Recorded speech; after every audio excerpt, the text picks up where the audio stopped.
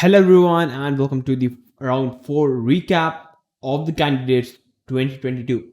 It's an 8-player tournament and the winner is going to be selected for to fight against Magnus Carlsen, the world champion. And currently, Jan Apamniashi and Caruana Fabiano is in the lead from the rest of the field, like by half a point. And the time format is each player will get 2 hours in the clock for the first 40 moves, and after 20 moves the player is going to get 1 hour, and after 15 more moves the player is going to get 15 minutes plus 10-second increment every move. So that's the time format. So first we are going to look at the game between Richard Rappert versus Hikaru Nakamura. So quickly, let's check it out. So Richard Rappert with the white pieces starts out the game with 1 e4. Nakamura reacts with e5. Very solid. Knight f3, knight c6, and we have the royal pace. And we have this with the variation, and I believe this opening was actually played by Caruana Fabiano in the first round against Hikaru Nakamura. And this was all the same. This actually happened. Bishop to e6, queen to d2. And I was wondering, why can't white actually capture this pawn? Because the white is simply hitting the pawn on e5 by double attack and it's single protection. And actually white actually can go for capturing this pawn with the knight.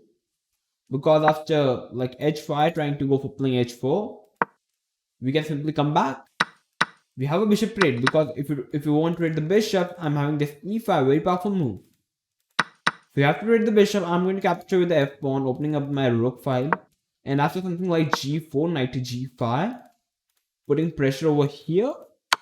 Queen check, rook to f2, queen takes, knight to g2, and it's actually pretty fine position for white.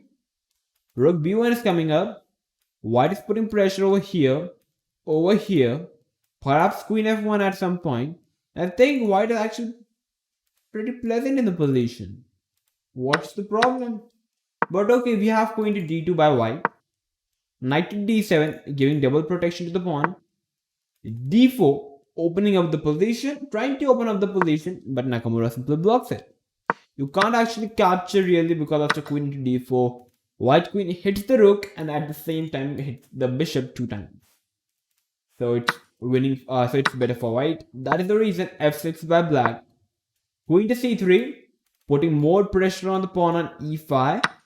So finally we have ed4. Knight to d4, hitting the bishop, hitting the bishop. Queen e7, we have the bishop trade. And now Nakamura is capturing the bishop with the queen, not with the pawn, which is also a fine move. But after rook d1, white can actually go for putting pressure on the pawn on d6. That's the main reason Nakamura went for capturing the bishop with the queen. Knight e6, queen e6, and we have this queen trade. Okay, we have knight to c5. Not trading the queens directly, but playing knight c5, protecting both the pieces. And finally, we have the queen trade. And it's pretty equal position, I would say. Yeah, every equal pawns, equal knight, equal rook, equal endgame. We have something like this. Black is trying to advance his pawns on the king side. White is trying to develop on the d side. We have rook d8. We have rook trade. We have knight to g5, putting pressure on the pawn on e4, knight to a5, and playing h4. You can't capture this pawn because of rook e2 and the knight spin. And even if you try to protect it, I'm having f3, and eventually you lose the knight, and white is winning. That is the reason we have h4. White can't really go for capturing this pawn because of rook b8, and you see, these things are happening. So always look out for the b pawn, because b pawn is considered as the poison pawn. So we have rook to d3, c5, h3. We have trade of the pawn, b6 now, hitting the knight, check, king move, knight a7, rook h7, and you see we have this. We have this, check, king move, knight king, rook check, king move, and we have knight e6. all those who are wondering, is this pawn hanging? You can't actually go for capturing this pawn because knight into f6. And now it's white who is actually better in the position. That's the reason. If you try to go for hitting this knight, I can simply come back with the knight g4, and I'm actually a pawn up, which gives very decent position for white. And if you try to capture this pawn with the knight, I'm having knight b6, and white is better, at least. We have knight to e6. So now the white knight can't go for capturing the b6 pawn because of knight f4 check hitting the rook and the king. c4, rook to e1, rook move. We have the rook trade, not capturing with the knight because of king e4 is winning for black now. So pawn takes and king takes, knight takes pawn, check, king takes, and now it's actually a draw. We have a draw. So yep, on the move number 44, both the players agreed to a draw, Nakamura Hikaru and Richard Rapper. So now let's quickly look out the game between Duda versus Team Rajabov. Okay, so the game between Duda versus Team Rajabov. Duda is playing with the white pieces, and he starts out the game with 1 e4, e5. We still have a very solid reply, e5, not going for any Sicilian. Knight f3, knight c6, bishop b5. We have again royal pace, and we have the system, the Berlin defense. h6, bishop h4, d6, knight to c3, bishop d7, knight a4 by white, going for the bishop on c5. So black give a check, white advances his pawn and castle. Black plays knight e7, and now the position is going to get simplified. The bishop is attacked, you can't move the bishop because the knight is hanging, although the knight is still defended. But we have bishop into f6. gf6, we have this bishop trade. So basically, so now we have this 2 knights against 1 knight and the bishop, which eventually transposed into this position. Black is having 1 knight, 2 rooks, equal material, but it's an opposite side castle. And now black is going to go for something crazy like king side attack, which looks actually very natural, and I think black already looks slightly better. But once white starts to play a4, a5, capture this pawn, now then white would be looking actually very well.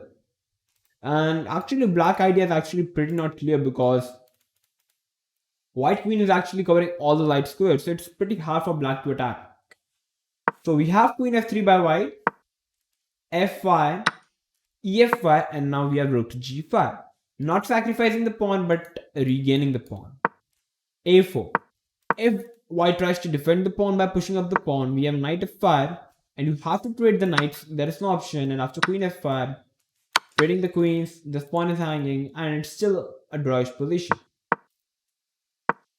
a4, knight f5, queen f5, queen e3, rook g8, and now perhaps black attack is coming. Rook g1 defending it, queen f4. Black is like, no attack is coming, I'm going to exchange the pieces. Because actually, white is actually pretty fast. White just needs to play a5, and the attack is actually coming. A, C, B, rook is coming. It's already pretty hard for black to continue the game. That is the reason black decides to trade the queens. Although the pawn structure is becoming bad, but still, the material is equal. We have d4, rook to e8, g3, trying to open up the g5, rook trade, king g7, taking control of these, king g2, it's an equal position. Black is going for the a pawn, white is going for the h pawn. We have this c5, trading everything. We have rook f6 going for this pawn. Black defends it. White goes for this. Black goes for this. We have this. And we have a draw. That's the point. In the candidates, there are many draws. But the games are the interesting ones where we get results. And soon we are going to get results in the 4th round recap. But okay, the game between Duda versus Team Radja with a draw. So now let's move to the game between Dinglirin versus Caruana Fabiano. And this game is actually very high on demand, and actually everyone wants to see it. So let's check out what happened in the game. Okay, so Ding with the white pieces starts out the game with 1d4. Very solid positional, knight f6, c4, e6, knight f3, d5, knight c3, bishop b4, the queen's gambit, queen check, forcing the black knight to come on c6. And the reason of giving check is, first of all, you need to play knight c6 to defend this bishop. And the reason is, after playing knight c6, black pawn on c5 is now a backward pawn. If he wants to push the pawn, he first needs to move the knight from the c6 square, and then only he can move the knight. Then only he can push the pawn and try to make his pawn structure better. So it's actually a pretty nice approach by white. We have e3, short castle, queen c2, knight a5, going for the c4 pawn, c5, b6, bishop d2, knight c4. If you try to go for this, you first of all give up the bishop. You first of all give up the bishop for the knight. Second, you are allowing black bishop to get this open diagonal. Definitely capturing the knight doesn't make any sense. So we have a3 by white, knight to d2, knight d2, we have trade.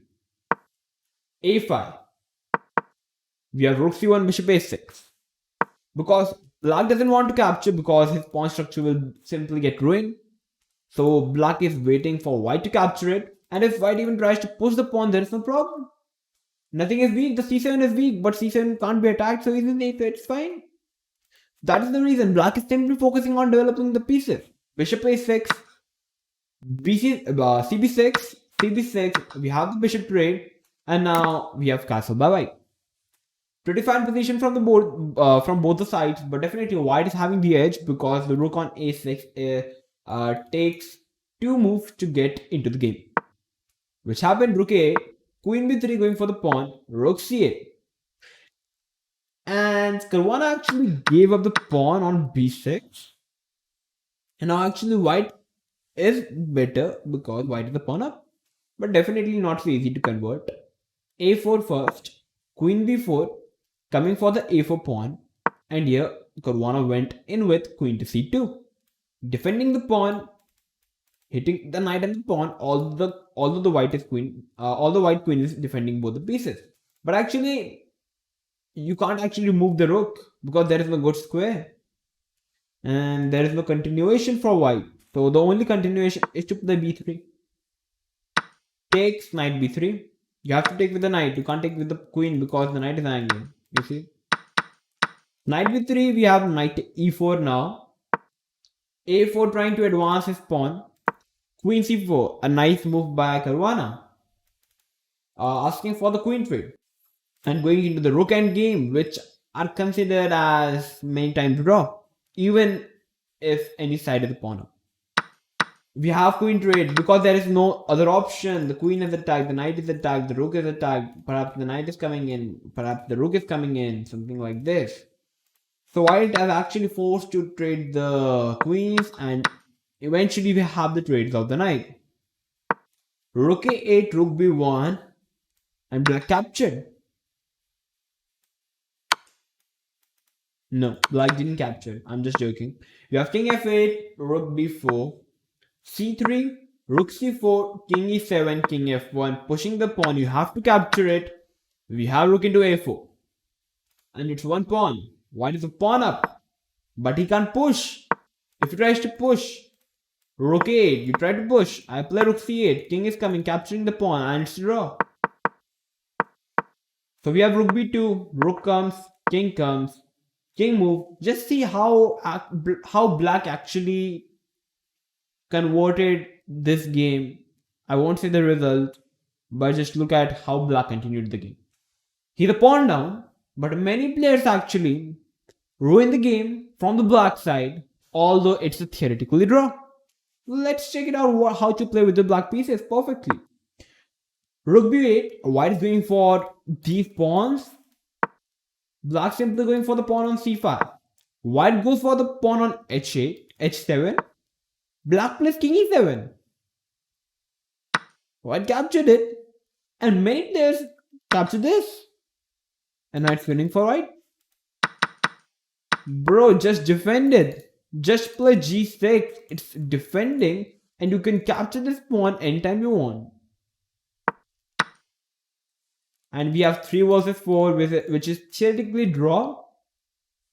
And I believe Caruana is a grandmaster, so he can hold it. Still it's hard. Rook h8, f5. Rook check, king is coming in. Rook is cutting off the king. Black is trading the pawns. White is offering the rook trade. Do not trade the rooks. White is the pawn up. It's winning for white. Keeping the rooks. Pushing the pawn. Taking this. 2 versus 1 now. Black just needs to trade one pair of the pawns and it's draw. Rook f4.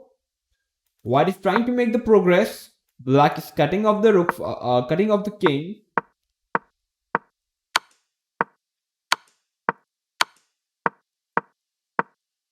Okay, f5. Planning to play f5. King move. Push. Check. Push. Check. Takes. Check. They decide to take a draw. If he can actually go for capturing this pawn, but still black is going to simply keep giving checks and draw because king have no space to advance. Anywhere he goes, he comes with a check. And here I can play this. You try to defend, I come here. You try to defend, I give a check. It's a draw. That was the reason on the move number 64, both the players agreed to a draw. Again, we have a draw. And now, coming to the final game of the fourth round between Nepo versus Alireza Firouzja. This game is going to be awesome, believe me. So let's quickly check it out. And now coming to the final game, Nepo versus Alireza Firouzja. Ian starts with 1e4. And you see why in top level chess every grandmaster starts with e5. Because Sicilian opening is the one who is actually very aggressive and actually very well played from the black side as well. So c5 was played by Alireza, and the reason you see in the World Championship matches, like in the previous World Championship match against Magnus versus Nepo, every game was started with e4, e5. None of the sides played c5. The reason is Sicilian is such an advanced theory, such an advanced opening, because and many times you play, you always get actually if you need a deep knowledge to play the Sicilian. It's not some easy stuff. And e5 is such a solid opening. You can equalize the game from the start. But in the lower levels, many players starts to play gambits. That is the reason. We like black players do not go for playing e5. We try something new. We try to play Caruana. We try to play French. We try to play Scandinavian. We try to play Sicilian. Sicilian was played by Alireza. Knight f3. d6. We have the Sicilian knight of variation. f3. Most interesting variation from the white side to play against the Sicilian knight of e5, knight b3, bishop e6, bishop e3, bishop e7, queen d2, short castle, long castle. Alireza is challenging Ian Nepo. He is going to castle short, Ian castle long. He is going to attack on the queen side, Ian is going to attack on the king side. So we are going to see a result. Knight d7, g4, b5, g5, b4. This is attack, this is attack. Ian playing knight e2. If you go for capturing this is also fine. bc3, queen c3, knight f6. But here black equalizes already. and black is actually having this two open files, so this can create some problems for white, and that is the reason he decides to pull back the knight. Knight e8, f4. One of the most natural moves looks to play h4, but after h4, a5 is coming up, and a4 is actually pretty fast. So f4 move was played by Ian Opumniachi. He's trying to open up the position. He's planning to play f5, and if you try to capture the pawn on f4, white is having bishop f4. Knight d4, knight d4 is coming up, knight f5, knight f5 is coming up. White is putting pressure on the pawn on d6. So f4 is actually pretty good move from the white side. We have a5, f5, bishop move, king b1. Black doesn't want to capture this knight because black wants to play a4, hitting this knight, get this move with a tempo. That is the reason we have bishop c4, king b1, a4 hitting the knight. And it looks like both the sides are trying to attack. Black is also attacking, white is also attacking. Whose attack is going to come fast? We are going to see a result. Knight c1, d5. Very nice move by Alireza, I would say. He's sacking a pawn. His idea is to play f6. If we take, we have knight takes, and now black is the one who is trying to create pressure. Actually, the position is starts to becoming open. Knight d6 is a good square, and actually black is actually pretty well in the position. And after f6, if you try to even play g6, black can play queen c7. Rook g1, white can play knight d6. You take, I'm going to play king h8. If you are thinking about some sacrifices like this, these are not coming.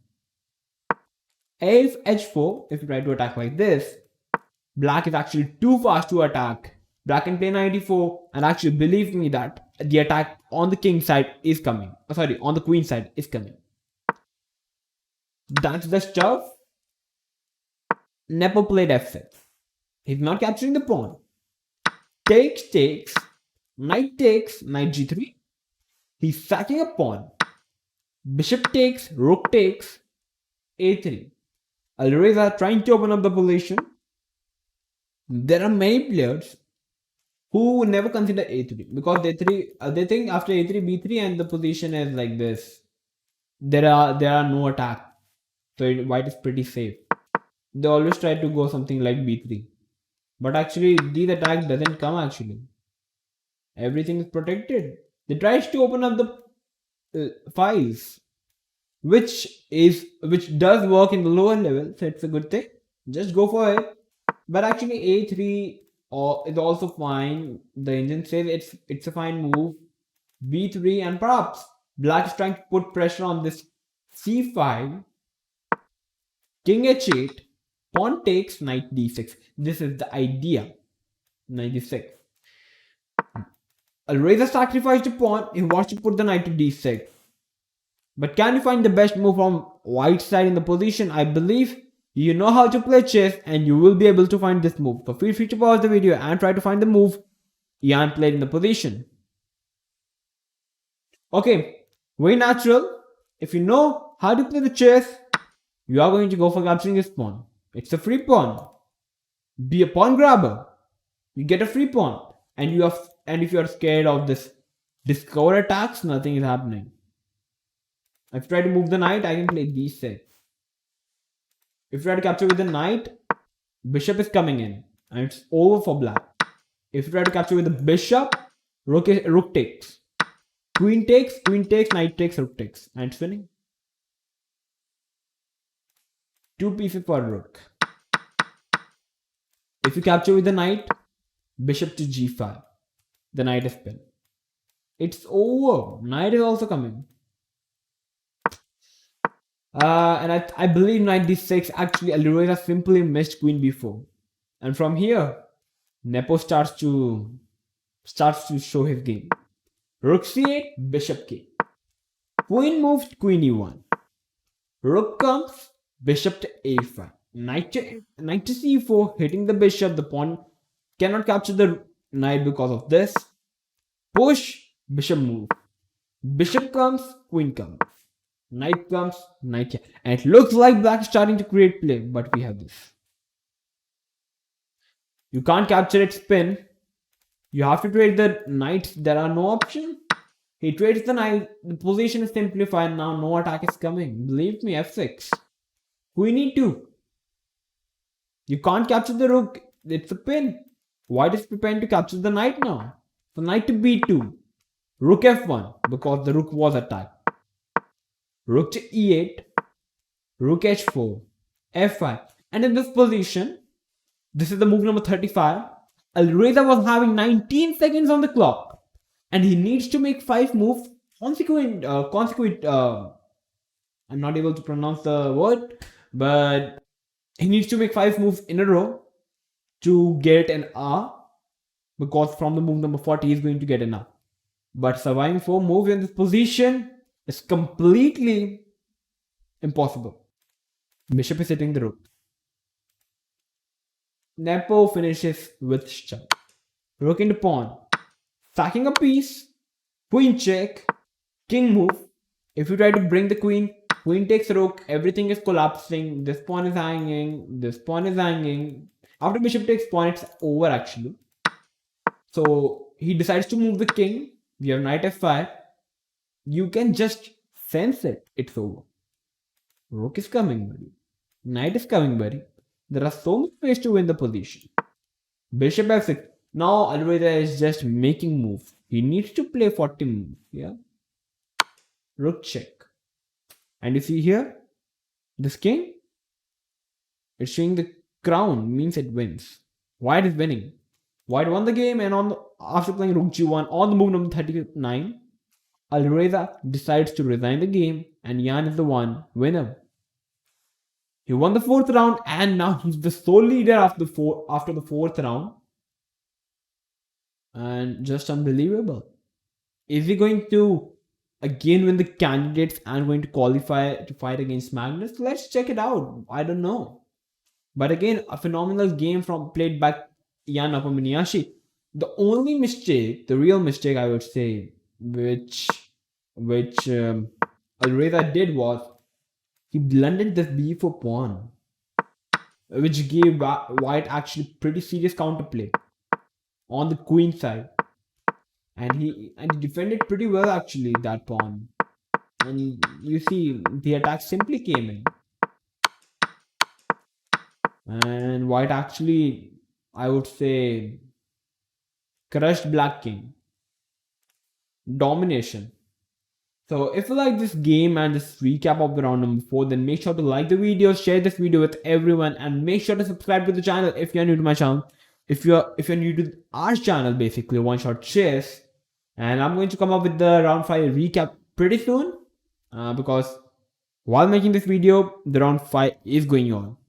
So I'm going to see you soon. So till then, stay tuned and keep watching OneShot Chess.